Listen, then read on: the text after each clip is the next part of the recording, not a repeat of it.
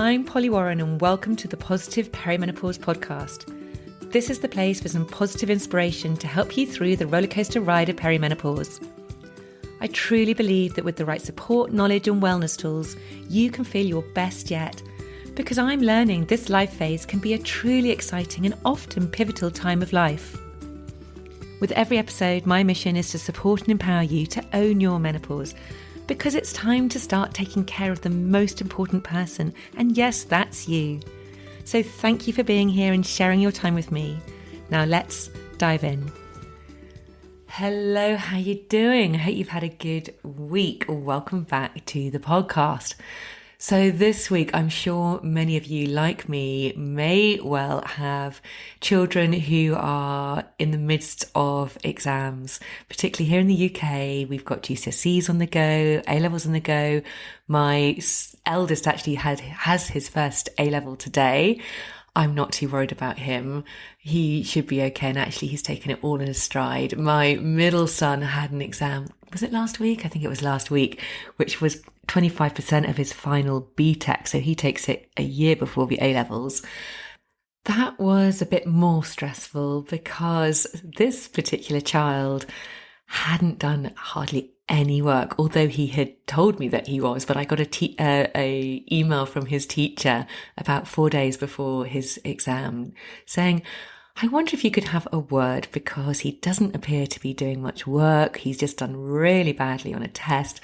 So anyway, long story short, I spent about 4 days going through the whole curriculum of this topic. It was all about energy systems in the body. I learned a lot actually. And we went through it together, and hopefully, actually, I think he feels that he did okay. He loved the fact he went into an exam knowing it. And then I've got my youngest who also has exams this week, and yeah, she finds it difficult. So I just want to say, if you have children going through exams at the moment, I totally feel what it's like, because I really do believe exams only suit a very small proportion, really, of society, of our children. I know that my eldest suits exams. He's able to retain information really well. He's able to splurge it out. But for my other two, it's just a little bit more challenging. It's not that they can't do it. It's just that exam structure doesn't really suit the way that they learn. Anyway, if this is you, remember now more than ever, it's so important to really think about ensuring you are full to the brim in terms of all the self-care practices that you are doing. Your cup hopefully is overflowing. So it's that overflow that you can then give to your children. You can support them, because if your cup is empty and you're trying to support them, it's going to just drain you even more. So there we go, as my little pep talk for you. Just make sure you are doing things to make you feel good. And particularly during perimenopause, it's very easy to feel depleted. So it's those little acts of lovely self-care, of all those little practices we can do, which are going to help you then have the energy and the space to support those around you. Just to tell you and remind you about last week's podcast episode, which was a very popular one actually, with dietitian Nigel Denby.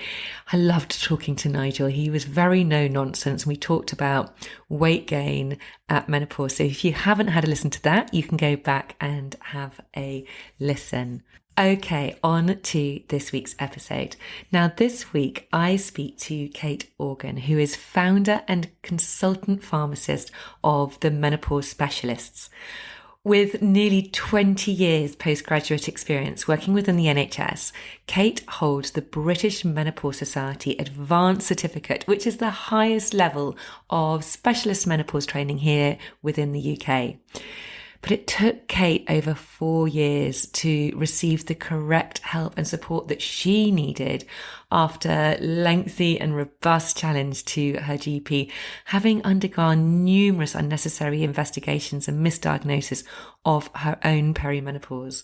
Kate's experience of her GP's lack of awareness has led her to pursue a career to support other women now experiencing similar circumstances.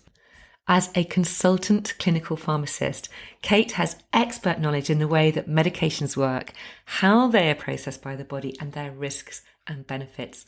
So I was really delighted to talk to Kate, to ask her lots and lots of questions all about HRT, because HRT is one of those subjects where the more information we have, the better, so that we can make really well-informed choices and decisions which are best for us. So without further ado, please welcome the lovely Kate Organ. I'm delighted today to have Kate Organ here from the Menopause Specialist, who is a British Menopause Society registered menopause specialist who is here today with me, and we're going to talk all things HRT. So hi, Kate. It's really lovely to have you here today. Hello, Polly. Thank you for inviting me on. So I kind of think a great place to start is to find out a little bit more about where your whole story started in terms of menopause. What has been the main driver for you to work in this field, in this space? Gosh, it's quite a long story actually, but I will try and surmise it.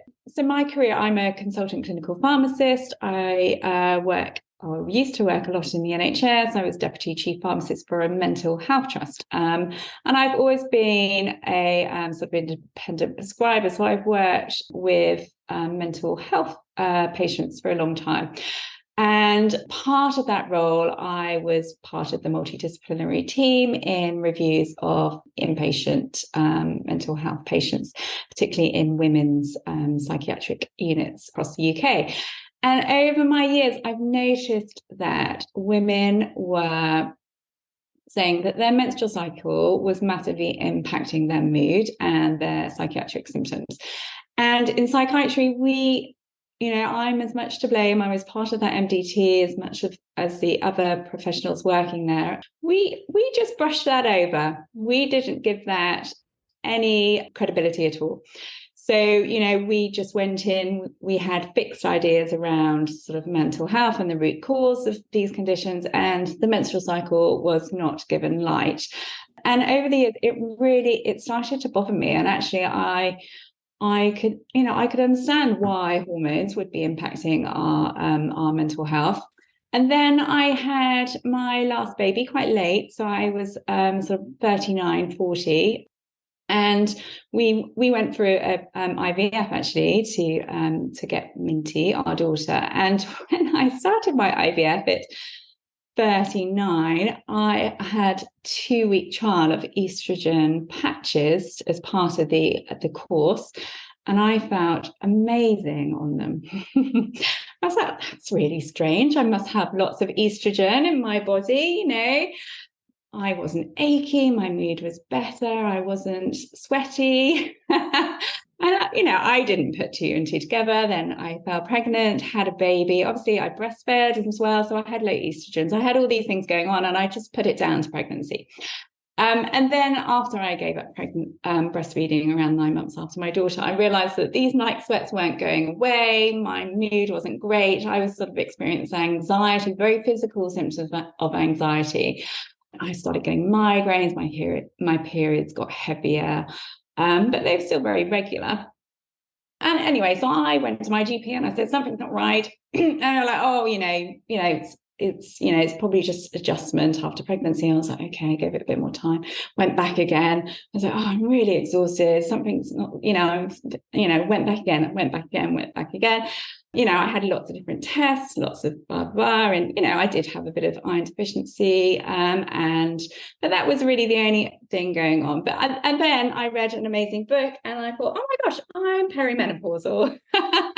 And it took me about 2 years to figure this all out over time. And then I went back to my GP and said, I'm perimenopausal. And they were like, no, you can't be. You're too young. You can't be.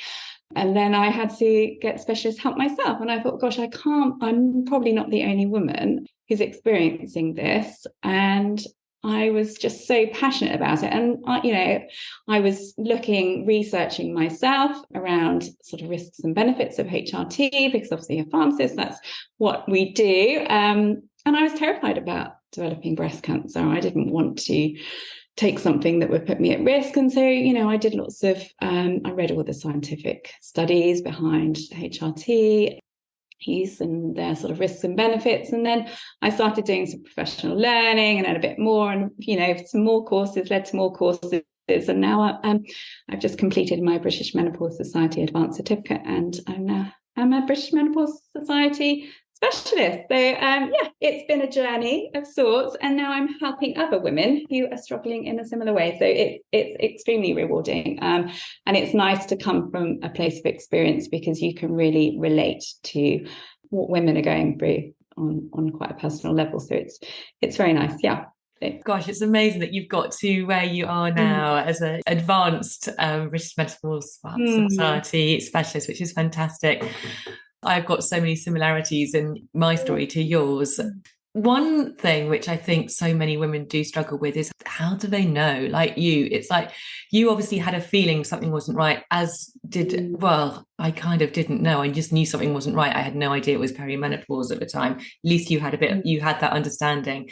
But how does somebody know that they are perimenopausal? Because I get this question all the time, and I know that I can be talking to someone there, they tell me what's going on, and now I just like, well, it's obvious you're all perimenopausal. But I think so many women kind of just like, I don't know, I want to know, I just feel like I need someone to tell me what can we do to find out.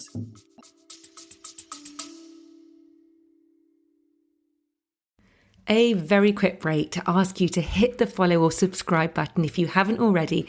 And if you're enjoying this episode, I'd be super grateful if you could hit those stars and rate it too. Thank you. Well, I guess it's the raising the awareness of menopause has done so much for women, because we are catching it earlier. You would, even 2 or 3 years ago, women were saying, gosh, I've been struggling for a really long time, 3-4 years. And then they've sort of put 2 and 2 together and found someone who's actually helped them. So now that, we have this greater awareness of menopausal symptoms, which is great.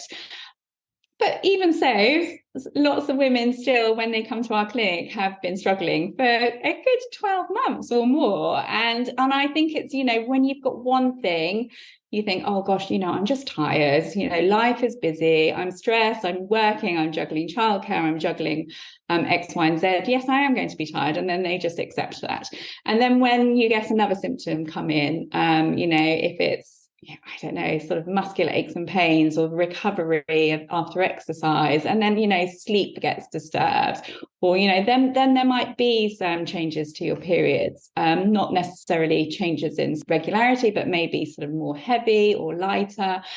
And then the psychological symptoms actually can be quite prominent in the perimenopause. So sort of anxiety creeps in, and self-doubt and confidence, motivation, and just sort of feeling bit flat in ourselves, in mood, or I remember going into my downstairs bathroom and just crying, and I was like, why on earth am I crying? I've got nothing to cry about, but I just had these sort of waves of emotional vulnerability. And then I think women start to take it a bit more seriously and think, what's going on?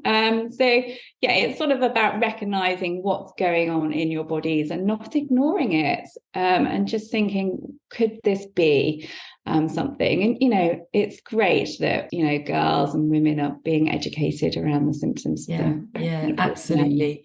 And I think it's just getting a greater awareness of your body and tracking what's going on, tracking your cycle. If you've got symptoms, track those symptoms, so you just have this, you're in tune with what's going on. What do you think, Kate, about blood tests? I know in your clinic you offer blood tests, and I think a lot of women believe that a blood test is going to say, right, you are perimenopausal, but it's not necessarily as accurate as that. What's your thoughts on that?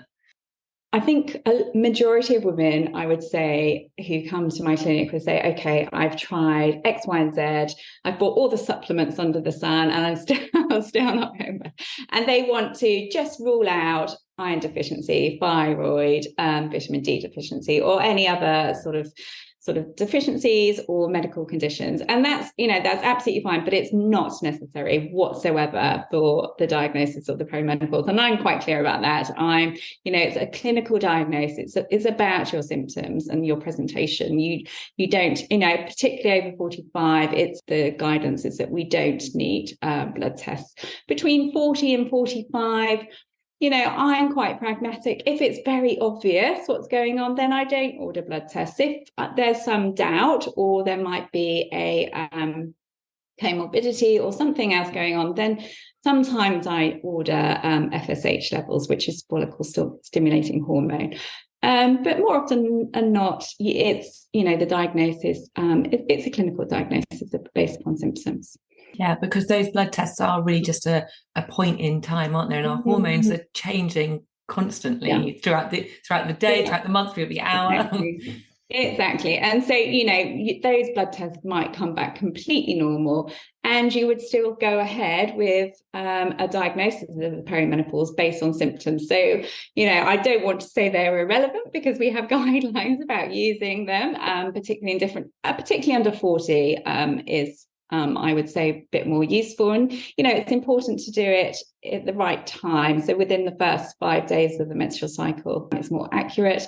But even so, it's up and down. And we generally do at least 2 sort of 6 to 8 weeks apart as well, if we're sort of confirming a diagnosis. But it's certainly not necessary, no. Okay, so let's talk then about HRT, because on this podcast, we have talked about HRT before, but gosh, it was a long, long time ago. And we talk about so many different holistic ways we can manage perimenopause and menopause. And I very much see HRT as another way which complements all the things that we are doing to manage perimenopause and menopause. And people say to me, oh, how do I know if I should go on or not? And I was like, I always respond, my standard response is, well, it's such an individualized, personal decision to make, because we are all going to have our own very much unique experience of perimenopause and menopause.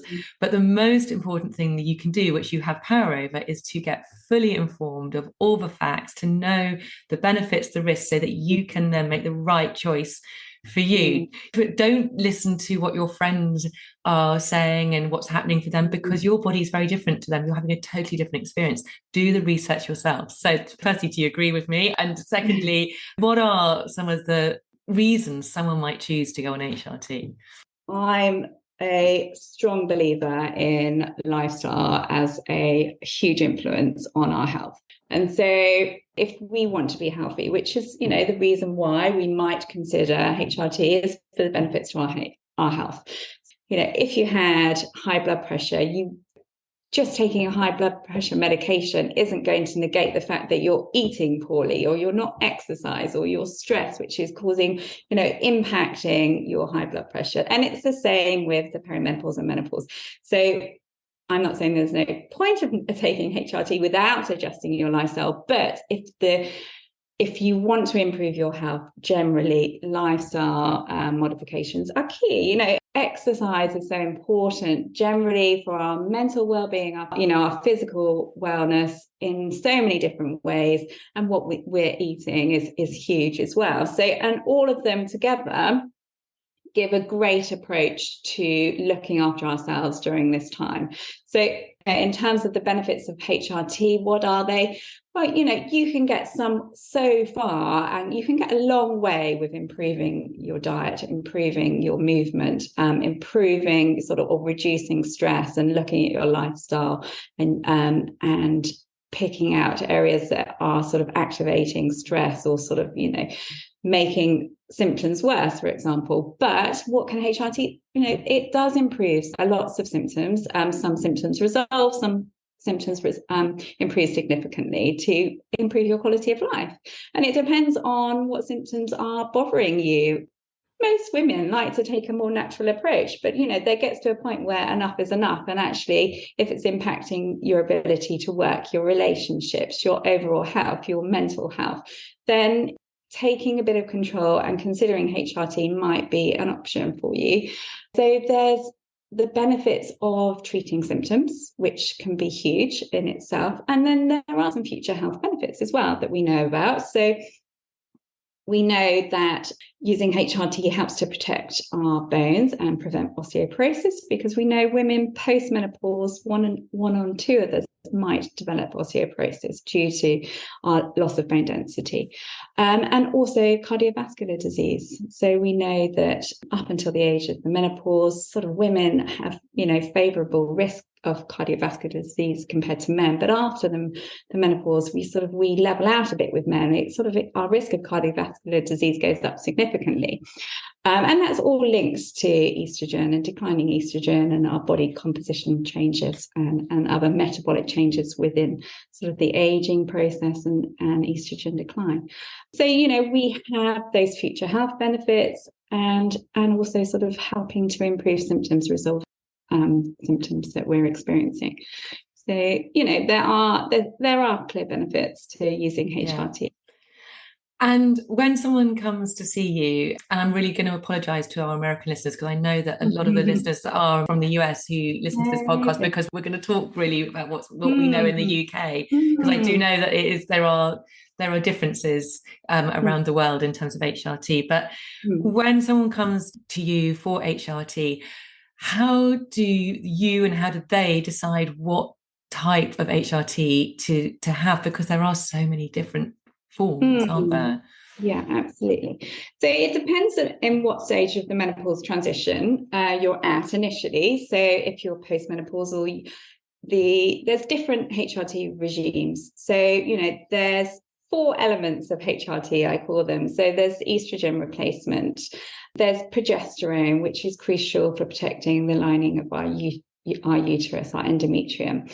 Women who've had a total hysterectomy, however, don't need that. So some women only use estrogen-only HRT. Majority of women who haven't had a total hysterectomy will need progesterone as part of their HRT. So that's called combined HRT.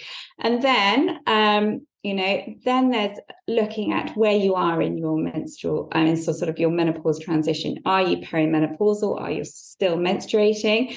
So if that applies to you, then we would start you on something called a sequential HRT regime, which we try to mimic the natural menstrual cycle with the estrogen and progesterone at different times of the month. And, you will continue to have a sort of a regular bleed with that. If you're postmenopausal, we would start you on a continuous regime where we would hope that there would be no bleeding with that, and it would be sort of a continuous progesterone and estrogen where there's not a cycle involved. So it depends where you are in the transition as to what type of HRT you go on. And that's just the general sort of different regimes. And then there's localized vaginal estrogen, depending on symptoms, and then testosterone adding in on top of those, depending on your symptoms as well.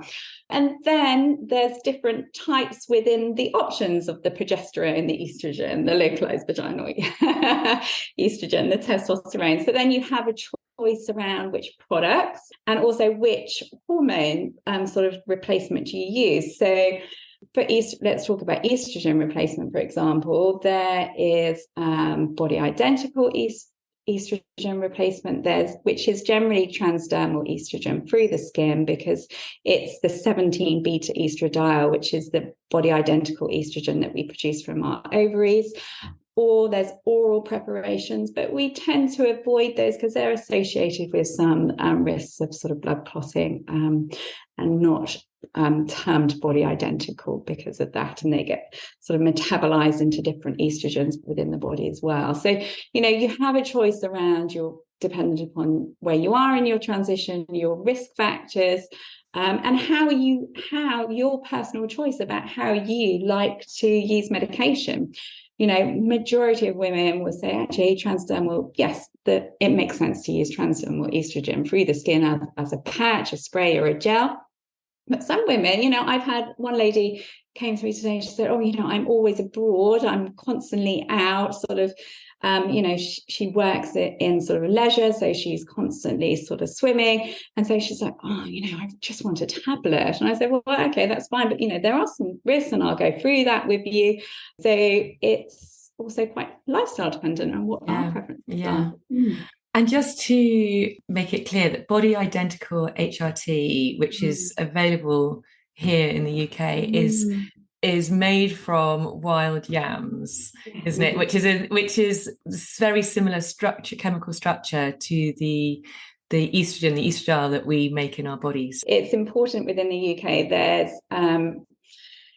two different types of HRT which have very similar terminology. So body identical HRT refers to regulated medicinal products by the MHRA within the UK, which is our governing regulatory body around medicines. When we say body identical, it means that it's the chemical compound is a replica of that we produce by our ovaries naturally. So it's the same compound. It's not a different molecule. The majority are synthesized through derivatives of the yam plant. That's right. But there's also bioidentical HRT, what are unregulated products in the UK. So they're not medicines. They're classified as food supplements. They haven't been through the stringent safety and efficacy testing associated with regulated medicinal products. So there is a lot of concern within the sort of the UK medical professionals around bioidentical HRT because we just don't have the safety data. We don't know the efficacy data. They're not regulated products. A question I get asked a lot about is how do you work out the dosage and how do you know that that dosage is correct for you? So majority of women, it takes a period of adjustment and time, but, for us to work with someone to get the right dose for you. So it's, in terms of treatment response, we look at the symptoms, the type of symptoms, and, our goals of treatment of how they're responding to the treatment at different dose ranges. And so it's very individual. What starting dose I might give to you, for example, Polly, might be completely different to someone who's either younger or older, or we have different sort of comorbidities or different medication or different, sort of different medical conditions going on. So it's quite individual, but we take in preferences of the women in terms of the preparations they want. And then we go, okay, let's start here because dependent on your symptoms and your age and everything else going on, and then we can work up or we can work down, depending on how you tolerate and how you respond to your symptoms. Testosterone. So this is something which a lot of people, I think, don't really know because it's if you were to go to your GP and you were lucky enough to get a good GP or someone in your practice to give you HRT. Testosterone isn't something that you'll be given straight away, but it's something which actually you can go and request, isn't it? Yeah, absolutely. The nice guidelines do say that which is the National Institute of Clinical Excellence, they say that testosterone should be considered for women with symptoms of low libido and as an option in menopausal treatment. So it's definitely, hopefully it's becoming more acceptable to start treating it. Definitely GPs are better educated around menopause now and how to prescribe testosterone and estrogen and progesterone. Some aren't. And it is really dependent on who you've got as your healthcare professional, really, and how well informed or educated they have been around these areas. But it's definitely something that you can go and ask for. Absolutely. Yeah. If you feel that you have some of the symptoms. I know that there is limited research on testosterone and the efficacy of it, but there's a lot of anecdotal evidence of it also improving not just libido, but improving mental clarity, moving kind of focus, motivation.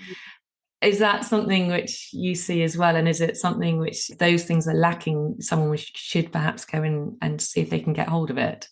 It's recommended by NICE and BMS for sort of low libido, prescribing for low libido. However, definitely in clinical practice that you do see women who have started testosterone, it can help with energy levels and those brain fog type symptoms.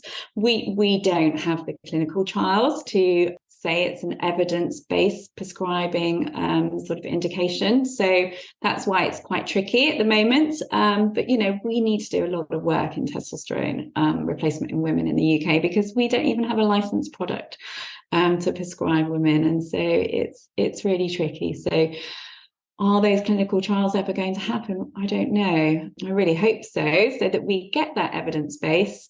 And that's what we need, is these sort of, good randomized clinical trials to prove all these other sort of effects that we see in clinical practice. Yeah, absolutely. Another thing which I think I get asked so much is, if I go on HRT, does it mean I'm on it forever? How long am I on it for? When do I come off it? I don't like the idea of putting something in my body forever.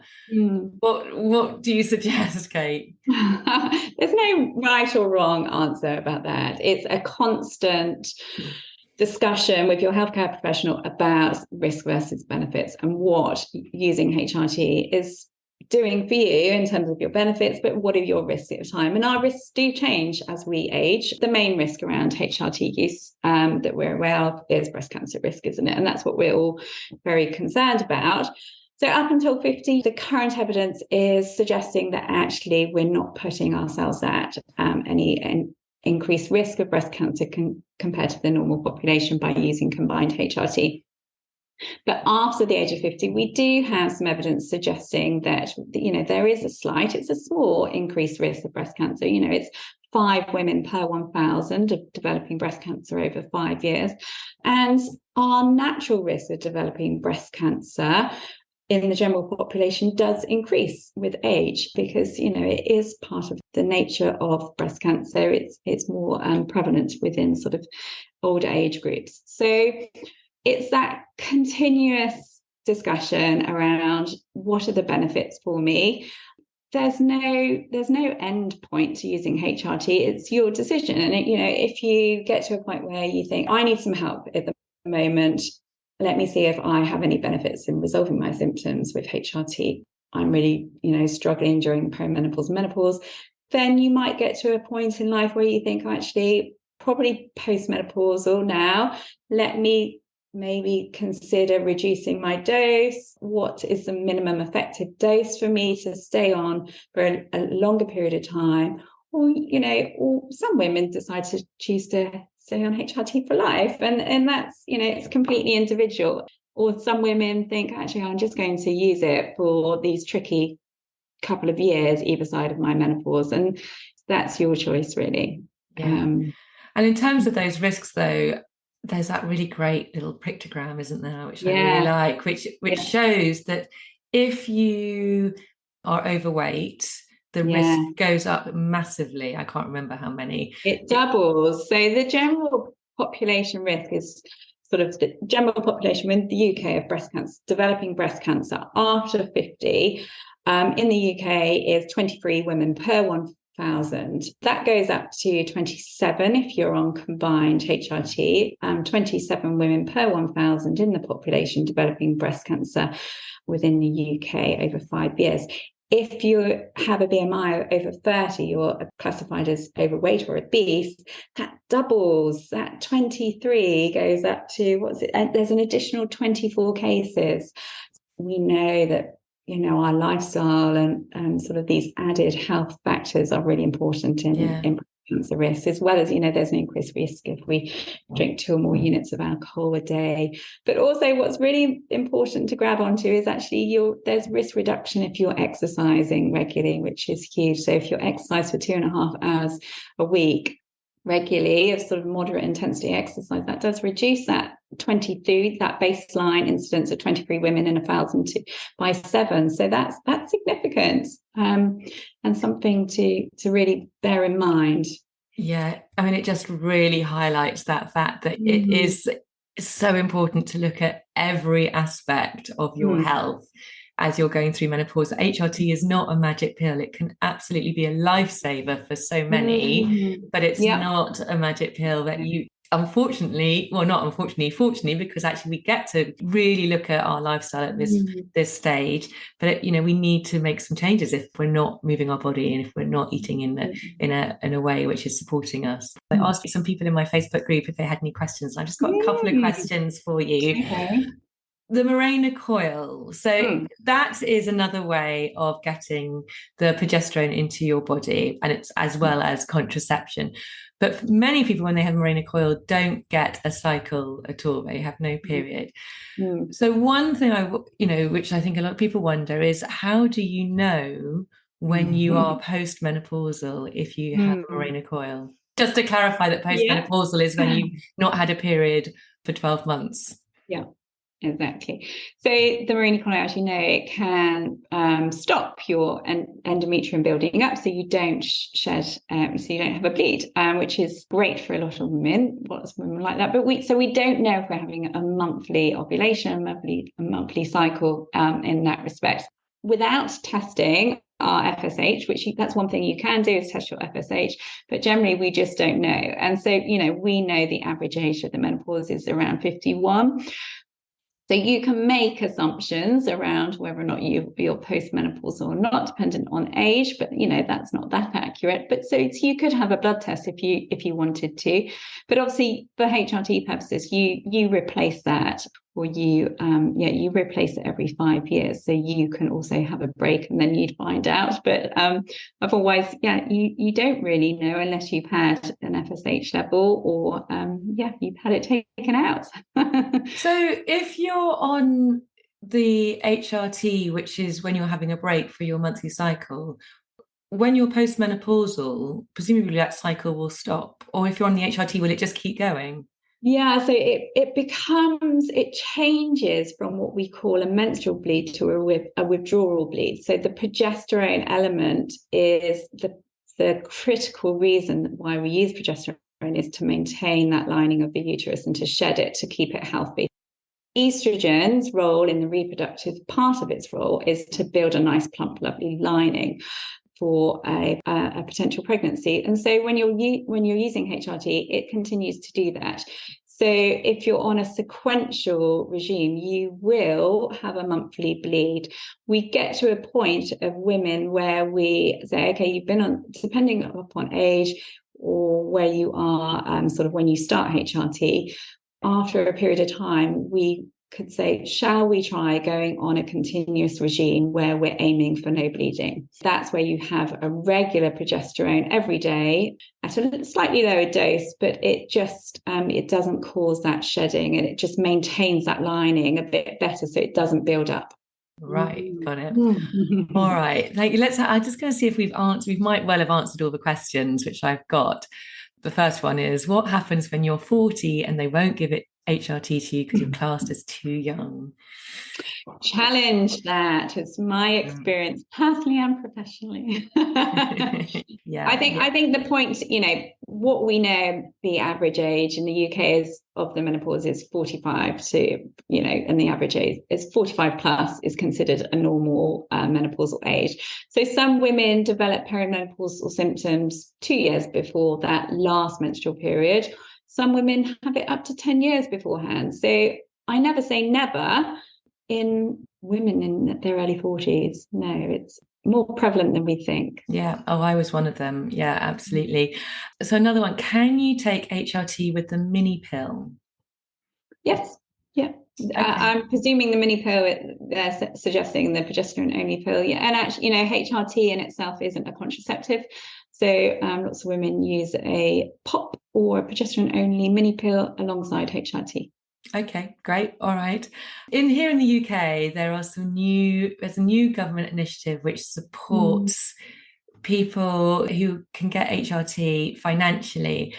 There's been lots of it in the news, people talking about it. I wonder, Kate, if you could just explain nice and clearly to people, what are they entitled to here in the UK? How does it work?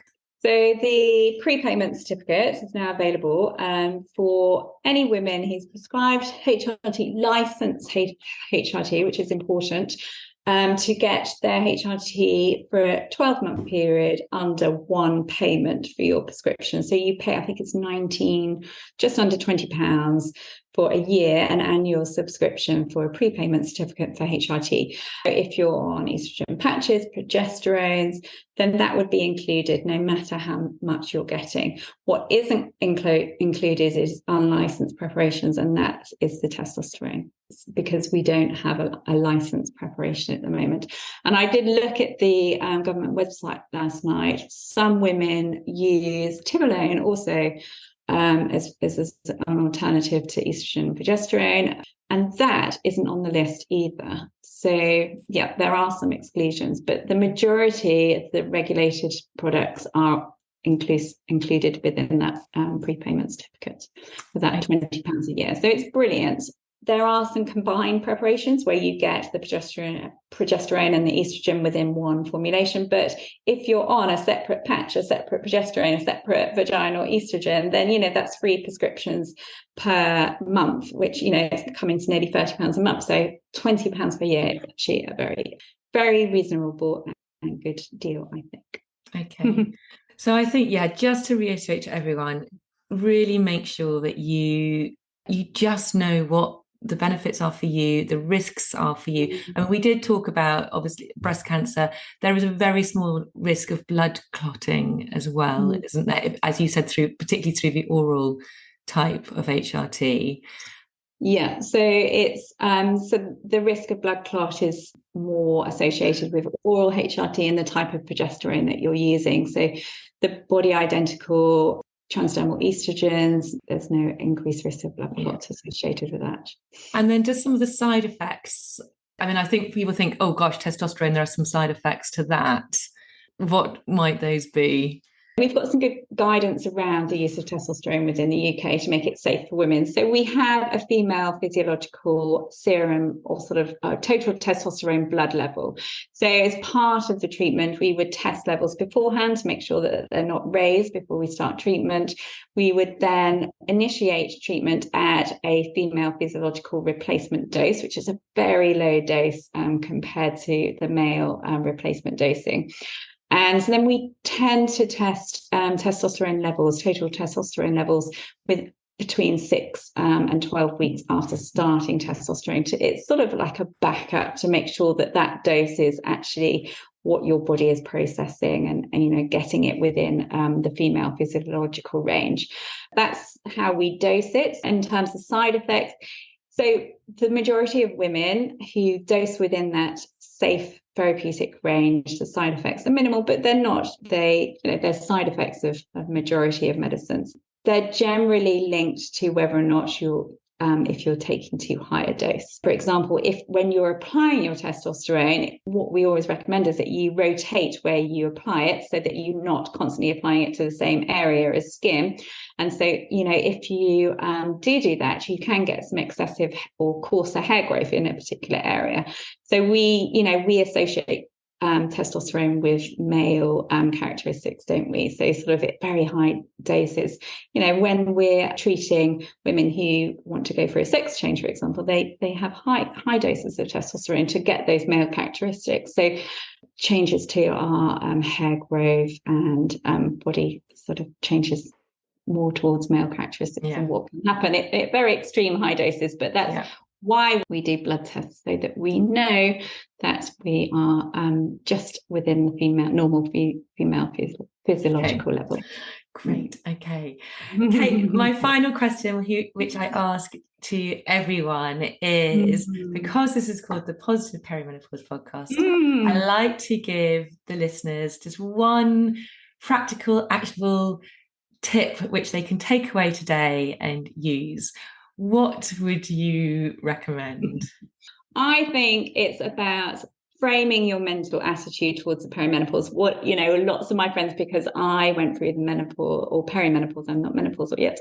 When I entered being symptomatic, I'm a lot younger than none of my friends have got there yet. So they're saying, oh my God, it's going to be dreadful. I was like, no, absolutely not. I think it's an opportunity to think about the next part of our lives in terms of improving our health, improving our mental well-being, making some changes so that we prioritize ourselves. Women are terribly good at looking after everyone else apart from ourselves.